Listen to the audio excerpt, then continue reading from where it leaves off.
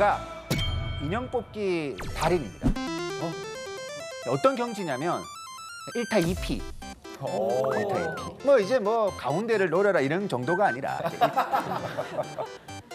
근데 제가 이런 인형 뽑기를 잘하게 된 좀 사연이 있습니다. 제가 이제 뭐 아침 방송 프로에 나가게 되었는데 인형 뽑기 열풍이 있는데 그 원인이 도대체 무엇이냐를 분석을 좀 해달라는 거예요. 근데 한 번도 안 해봤었어요, 그때까지는. 근데 막 자료를 찾아보니까 뭐 이런 말 있잖아요. 뭐 힘든 세상에서 뭐 작은 것의 기쁨을 누리고 뭐 그런 말들이 있어가지고 요즘 살기 힘들잖아요. 이런 거 뽑으면 기쁘잖아요. 뭐 이런 식으로 이야기를 했어요. 근데 집에 오면서 말도 안 되는 생각이 드는 거예요.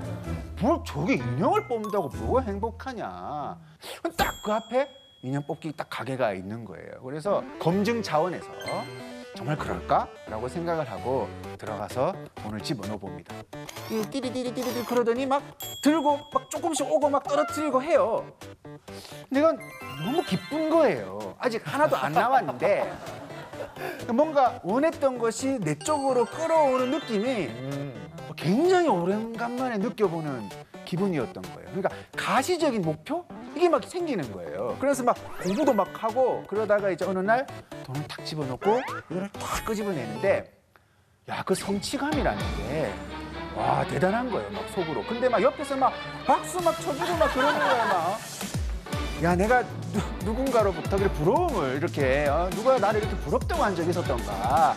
이 인형을 하나 뽑는데 이렇게 굉장히 기쁘구나라는 생각을 가지게 되었어요.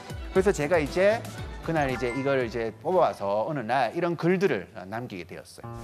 노력하면 된다. 노력하면 된다. 우리가 간절히 원하면 된다. 인생이 아니라 인형 뽑기는 정직하더라라는 생각을 가지게 되었습니다. 그게 이제 인형 뽑기 자체가 어떤 생물학적인 기쁨을 주는 게 아니라 그 배경이 워낙 힘들기 때문에 이런 일이 발생을 하는 거겠죠. 아까 소확행이라고 우리가 보통 이야기를 하는데 저는 그 말은 중확행, 대확행이 불가능한 사회이기 때문에 작은 거라도 내가 확실하게 좀 즐겁게 살자 라는 이제 어떤 생각을 가지게 되었습니다. 자, 지금 보고 계시는 한 사진은 밤에 어떤 도시에서 관찰을 해보면 나올 수 있는 일상적인 모습입니다. 근데 어떤 사람은 다른 사회에서 왔다고 가정을 할게요. 그 사람은 저 광경을 보고 어떻게 말을 하냐면 왜 저렇게 도시에 무덤이 많아? 라고 이야기를 하는 거예요. 자, 서울의 지도에서 교회를 검색하면 저렇다고 합니다. 포털 사이트에 검색해보면 뭘 그렇게 나오고 막 굉장히 많거든요. 저 현상을 우리가 과연 그냥 신앙심에 투철한 많은 사람들이 여기 살기 때문이다 라고 해석을 해야 되느냐, 아니면 야, 너 왜 이렇게 신앙심이 투철해? 야, 이거 기도할 게 많잖아. 이걸 우리 가족의 건강부터 시작을 해서 뭐 우리 아이 시험부터 해서 기도할 게 많으면 어떤 사람은 근데 그걸 왜 기도를 해? 그걸 왜 기도로 해결을 하려고 해? 그거는 사회 시스템이 상식적으로 갖춰지면 그 사람들의 고통, 불안이 사라지는 건데 내가 아파도 큰 돈 안 들 수 있는 의료의 공공성을 만들어 놓으면 내가 적극적으로 치료받고 다시 사회에 들어가게 되겠죠. 근데 우리 사회에서 과연 그러한가? 의료의 공공성이 없죠. 주거의 공공성이 없죠. 교육의 공공성이 없죠. 그러니까 뭔가 절박한 거예요.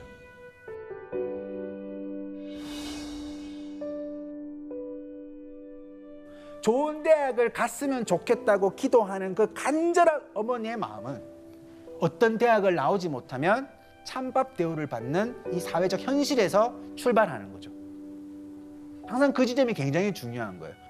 간절한 사람들의 어떤 열정이 나오는 이유는 우리 사회가 노동의 불안정성을 많이 갖고 있기 때문이에요. 실제로 작년에 서울시에서 서울 시민을 대상으로 조사를 한 적이 있는데 내가 어떤 경우에 차별받을 거라고 생각을 하십니까? 여러 가지 뭐 소득, 성별, 지역 등 했는데 소득 수준에 따라서 차별을 받을 것이다 라고 생각한 사람이 절반 가까이 됩니다. 그 가장 대표적인 어떤 경우가 비정규직 노동자의 문제겠죠. 우리 사회가 사실상 비정규직 노동자들이 너무 많고 그 비정규직 노동자가 대부분 저임금 노동자로서 살아간다. 제가 드리고 싶은 말씀은 그 비정규직이 많고 양극화가 심해지면 우리가 가난한 사람을 이상한 이미지로 바라봅니다. 가난한 사람을 계속 도와줘야 되는데 다른 이미지로 바라보면서 이 양극화가 해결되지 않는 거예요.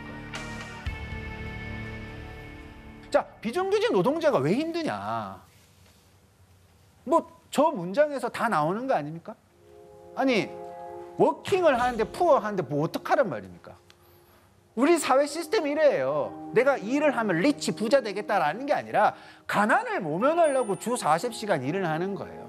아무리 성실하게 일을 해도 내가 만약에 비정규직이다, 파견직이다, 뭐 용역직이다, 그런 어떤 타이틀이 바뀌어지게 되면 내가 아무리 발버둥을 쳐도 가난할 수밖에 없는 계속 상황에 놓여지게 됩니다.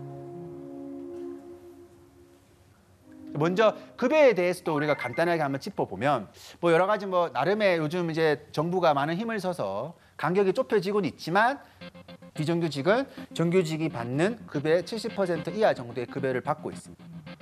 이것도 되게 좋게 해석을 한 거라고 생각을 하고, 대기업 정규직이 100만 원을 벌 때 비정규직은 35만 원 정도의 급여를 받습니다. 굉장히 열악한 환경이 있다는 거죠. 그리고 노조를 많이 가입을 해야지만 부당한 것을 말을 할 수가 있는데, 우리나라 정규직 같은 경우에는 한 12.8% 정도 노조를 가입을 하고 있는데 비정규직은 1.9% 정도의 노조를 가입하고 있습니다.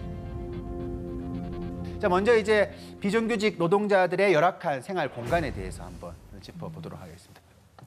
이렇게 왼쪽에 보고 계시는 화장실 안에 무슨 잡다한 생활용품이 굉장히 많이 들어가 있는데, 어떤 강남의 굉장히 비싼 아파트의 경비원 생활 공간이라고. 그다음에 병원에 청소 노동자들이 휴식 공간을 꾸리고 있는지에 대해서 나타내고 있는 그림입니다. 법을 제대로 공부를 해보시면, 그러니까 헌법 제11조에 보면 누구든지 생활의 모든 영역에서 차별받지 아니한다라고 말은 되어 있는데, 실제로는 이게 과연 21세기에 존재할 수 있는 일인가라고 생각이 들 정도로 끔찍한 일들이 벌어지는 거죠. 자, 여기서 엄청난 딜레마가 발생하게 되죠. 워킹에도 푸어합니다. 어떤 일을 택하면 가난해요. 우리 가난하려고 일하기 싫잖아요. 그러니까 일을 해도 가난하지 않을 몇 가지 직업의 사람들이 모여들기 시작을 하겠죠. 그러면 어떤 일들이 벌어집니까? 굉장히 많은 것들을 평가하기 시작을 하는 거죠. 그냥 단순히 뭐 학점 갖고 와 이게 아니라 만능인이 돼야 됩니다. 만능인. 성격도 좋아야 되고 뭐 국토 대장정 몇 번 갔다 와야 되고 막 우리가 취업의 어떤 바늘구멍을 통과하기 위해서 굉장히 많은 사람들이 많은 걸 준비를 해야 됩니다. 자, 그러면 이제 어떤 일이 벌어지냐면 대학교 가서 그것만 준비해서 늦잖아요.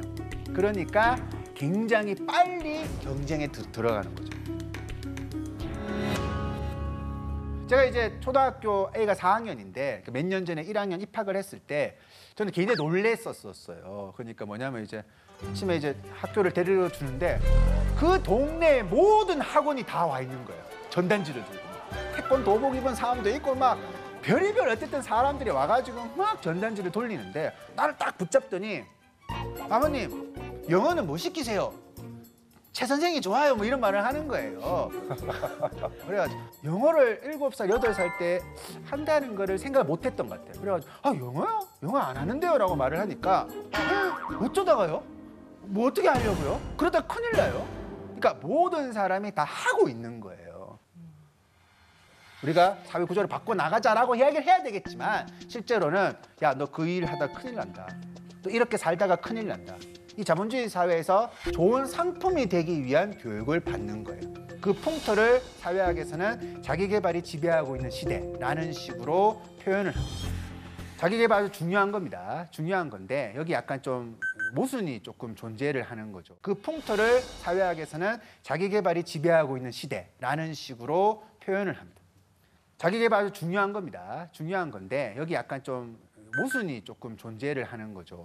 볼까요? 어떤 자기계발서는 밤을 새우면서 공모전을 준비를 하는데 그냥 커피만 마시면 화장실 자꾸 갖고 그러니까 커피를 믹스채로 막 씹어 먹는 거예요. 그래서 그 순간에 커피를 그냥 물에 타서 먹는 나는 뭔가 열정도 없는 사람 같고 전략도 없는 사람 같고 저희가 이게 뭐냐면 바늘구멍을 통과한 사람은 팩트예요. 그 사람이 초인적으로 노력한 것도 팩트예요. 그런데 이 통과하지 못한 사람이 그 사람만큼 하지 않아서 그것을 통과하지 못한 건 아니라는 거죠. 실제로는 굉장히 그 앞에는 비슷비슷한 사람들이 모여 있습니다. 근데 여러 가지가 얽히면서 어떤 상황이 발생을 하게 된 거죠. 취업을 하기 위해서 이렇게 어릴 때부터 많이 준비를 해도 잘 되지 않는 게 과연 옳은 사회인가라는 질문을 던져야 됩니다. 그런데 예전에는 이것이 잘못되었다고 대학이 비판을 좀 했어요. 대학이 나와가지고 야 너희들 말이야 좀 세상을 좀 비판하고 살아. 그런 식으로 아주 옛날에 이야기를 했는데 2000년대 중반부터 대학은 그냥 취업 사관학교다 라면서 대학이 완전히 변해버립니다. 지금 보고 계시는 저 추억의 멘트들은 대학의 총장님들이 직접 하신 말들입니다. 대학은 지금 양성 공장에서 제품을 생산했는데 재고가 쌓이면 되겠느냐 그러면서 CEO를 키우는 대학, 그다음에 학교는 복지기관이 아니다 라는 이야기를 총장님 입에서 저렇게 말씀을 하십니다. 여기에 굉장히 우리가 함의점이 있습니다. 2004년도에 신조어로 등록된 단어가 있는데 그게 스펙이란 단어거든요. 지금도 여러분들 한글로 스펙이라 검색해 보시면 막 청년들이 막 죽어가는 모습이 나오지만 영어로 이렇게 스페시피케이션 쳐보시면 막 회로도 나오고 오토바이 사양 나오고 그러는 거예요. 이게 2004년도에 국립어학원 신조어가 된다고요. 그때 등장한 게 취업 3종 세트예요. 학벌, 학점, 영어 점수. 이게 필요하다. 그런 말이 나오면서 막 대학도 변해야 된다. 실용적인 학문을 해 바뀌어야 된다. 그렇게 바뀌면 다 행복해진다라고 했는데 그렇게 십몇 년 동안 대학이 변하고 나니까 취업 3종 세트가 취업 9종 세트가 되었어요. 이게 무슨 말이겠습니까? 그래 맞아요. 대학이 실용적인 학문 가르치고 그거 필요할 수 있어요. 그러면 최소한 10년 전보다 10년 후에 대학을 다니는 지금의 청춘들은 야 지금 대학이 변해가지고 나는 선배에 비해서 너무 편하네. 요즘 취업이 잘 돼. 그렇게 생각을 해야지 그게 옳은 처방전이겠죠. 하지만 옳은 처방전이 아닌 거죠. 이렇게 잘못된 처방을 대학이 내리고 있으니까 학생들은 두 가지 선택을 하게 됩니다. 하나는 뭐냐면 1학년 때부터 목숨을 걸고 취업 9종 세트를 갖춰가는 거예요. 그 취업 9종 세트를 갖춰가면서 뭐 이렇게 오찬호 강의 같은 건 잘 안 들을 거예요. 도움이 잘 안 되니까. 그런데 어떤 사람이 보면 야 이게 취업 9종 세트를 아무나 갖출 수가 없어요. 학점 쫓아가기도 바빠 죽겠는데 무슨 어학연수 갔다 왔냐 물어보고 무슨 토익도 뭐 7, 800도 아니고 990점만 내라 그러고 하니까 말이 안 되는 거야. 그러니까 이 수많은 다른 절반의 청춘들이 그나마 공정하다고 생각하는 공무원 시험에 몰입을 하는 거예요. 어떤 어른들은 지금 청춘들의 공무원 시험 열풍을 보고 아우 요즘 청춘들이 막 나약해. 꿈이 없어. 뭐 저렇게 열정이 없어가지고 어떻게 살아. 너무 젊을 때부터 안정적인 것만 추구하려고 하지. 그딴 해석을 어른이라고 하는 사람이 굉장히 많이 있습니다. 공무원을 되고 싶어하는 수많은 청춘들은 그 개인의 불안, 1인분조차 부양하기 힘든 이 사회 현실 속에서 그런 선택들을 하게 되는 것이죠.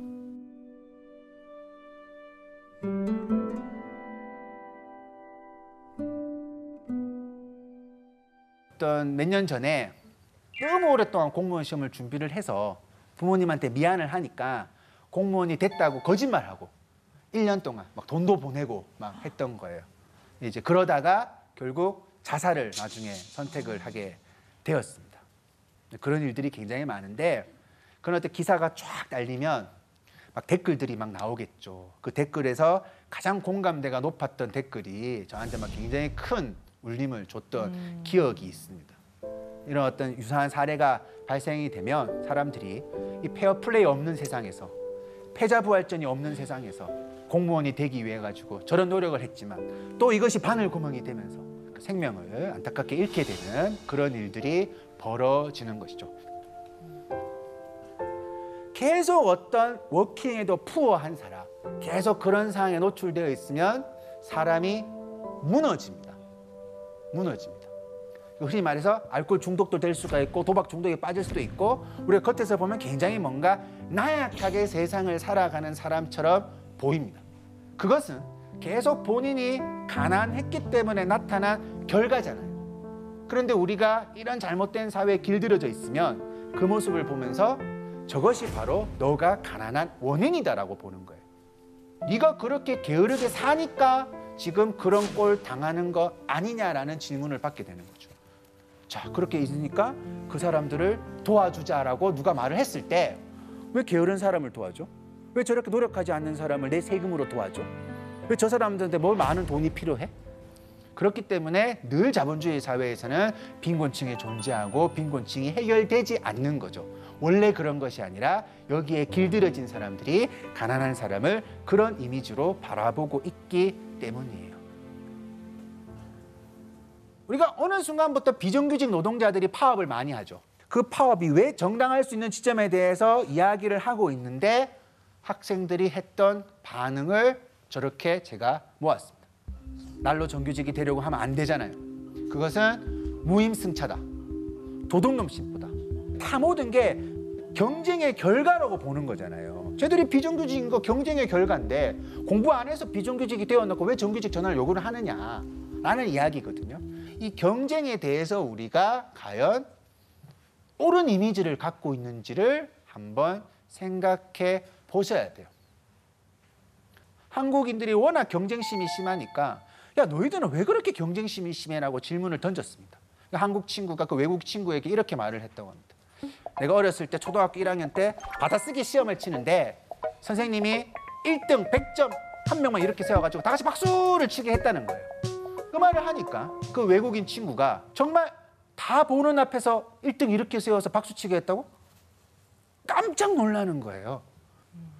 또 선생이라는 사람이 다들 보는 앞에서 1등을 칭찬을 주는 것은 다른 사람이 1등이 아니다라고 규정을 하는 거기 때문에 굉장히 비교육적으로 보는 거죠.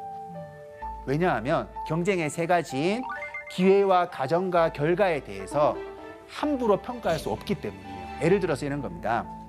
1등보다 10등이 더 노력했을 수도 있어요. 엄친아 1등 하는 것보다 정말 열악한 환경에서 10등 한 친구가 훨씬 더 많은 노력을 했을 수가 있다는 거죠.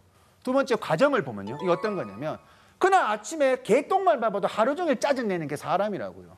그런데 어떤 가정에서 부모님이 화목하지 않아가지고 막 욕을 먹었고 폭력을 당했던 어떤 아이가 과연 그 시험 현장에서 동등하게 경쟁할 수 있느냐. 우리는 이걸 다 무시하고 어떤 시험을 통해서 얻어내는 결정에 대해 가지고 우리는 굉장히 뭔가 옳은 것처럼 이야기를 했습니다. 자, 결과가 평등하다가 두 단어가 조합이 되면 내 머리가 복잡해져요. 뭐? 결과가 평등하다고 서울대학교 나온 사람하고 아닌 사람이 똑같은 급여를 받는 게 말이 돼? 어딜 가나 그 얘기만 해요. 결과의 평등이라는 것은 누구나 똑같은 급여를 받으라는 이야기가 아니라 어떤 일을 하더라도 인간으로서 존엄하게 살 평등한 권리가 있다라는 거예요. 자, 그럼 여기에서 인간으로서 존엄한 게 도대체 무엇이냐라는 질문을 던져야 됩니다. 제가 한 10년 전에 제가 강의하는 대학에서 청소 노동자들이 파업을 했어요. 근데 이유가 뭐냐면 101만 원 받는 급여를 107만 원을 올려달라는 거예요. 700만 원을 올려달라는 게 아니라 6만 원 올려달라는 거예요. 사람들하고 토론을 하는데 막 학생들이 막 계산하는 거예요. 뭐 김밥 천국이 2,000원, 뭐 오뎅 1,000원, 뭐 101만 원이면 밥은 먹고 사는데 그거 괜찮은 거 아닙니까? 101만 원이면 3인 가족도 먹고 산다. 뭐 이런 식으로 이야기를 하는 거예요. 여러분들은 2018년도에 오늘날 밤에 이제 눈을 감으면서 잠을 자면서 나 새끼 다 먹었어. 씨. 나 진짜 야, 너 너무 알고 있어. 나 어제도 새끼 다 먹었다. 내보다 부러운 사람 있어? 뭐 예를 들어가지고 그렇게 내 존엄성이 유지되지 않겠죠.